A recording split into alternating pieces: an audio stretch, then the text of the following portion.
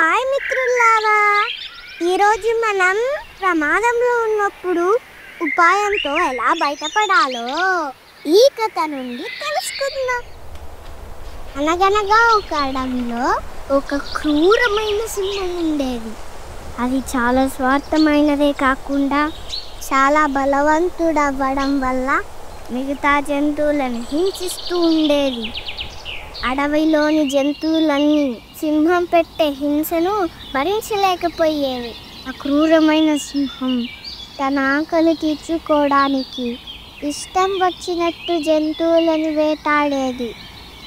అడవిలోని జంతువులన్నీ సింహం ఒక హింసను భరించలేక సింహం దగ్గరకు వెళ్ళి ఈ విధంగా వేడుకున్నాయి. ఓ రాజా, మమ్మల్ని ఇలా హింసించకు. ప్రతిరోజు మాలో ఒక జంతువును నీకు ఆహారంగా సమర్పిస్తాము. దయచేసి మమ్మల్ని ప్రశాంతంగా బతకనివ్వండి. సింహం ఈ ఒప్పందానికి అంగీకరించింది. ఆ రోజు నుండి ప్రతిరోజు ఒక జంతువు వంతుల వారీగా సింహానికి ఆహారంగా వెళ్ళేవి. అలా ఒకరోజు సింహానికి ఆహారంగా వెళ్ళాల్సిన వంతు ఒక కుందేలుకు వచ్చింది. ఆ కుందేలు చాలా తెలివైనది. ఎలాగైనా ఈ అపాయం నుండి బయటపడాలని ఆలోచిస్తూ ఒక ప్రణాళికను వేసింది. ఆ ప్రణాళిక ప్రకారం కుందేలు చాలా ఆలస్యంగా సింహం దగ్గరికి చేరుకుంది. చాలా ఆకలితో ఉన్న సింహం కోపంగా గర్జిస్తూ, ఓ కుందేలా, నేను నీ కోసం ఎంతసేపు వేచి ఉండాలి? నాకు చాలా ఆకలిగా ఉంది. ఎందుకింత ఆలస్యం చేశావు అని అరిచింది. అప్పుడు ఆ కుందేలు భయపడుతున్నట్టు నటిస్తూ, ఓ రాజా, కోపగించకండి.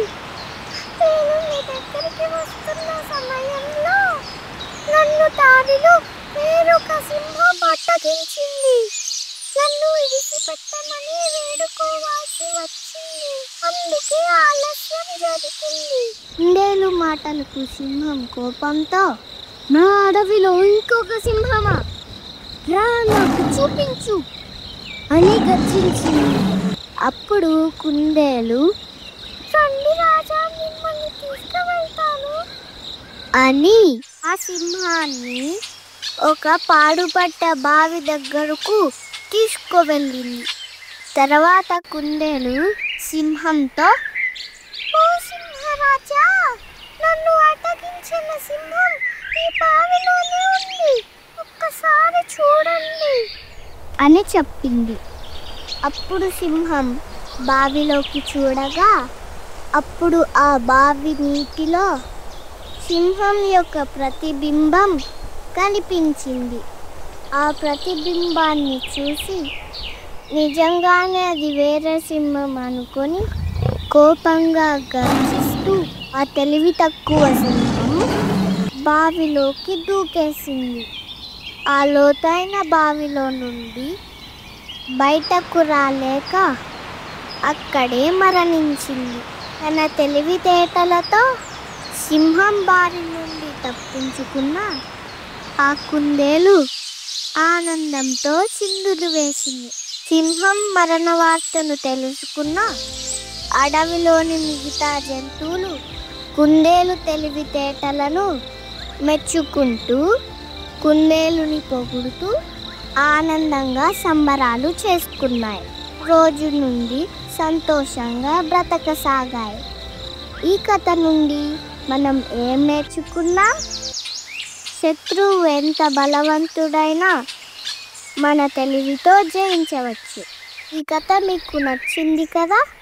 అయితే కథ కంచికి మనం ఇంటికి.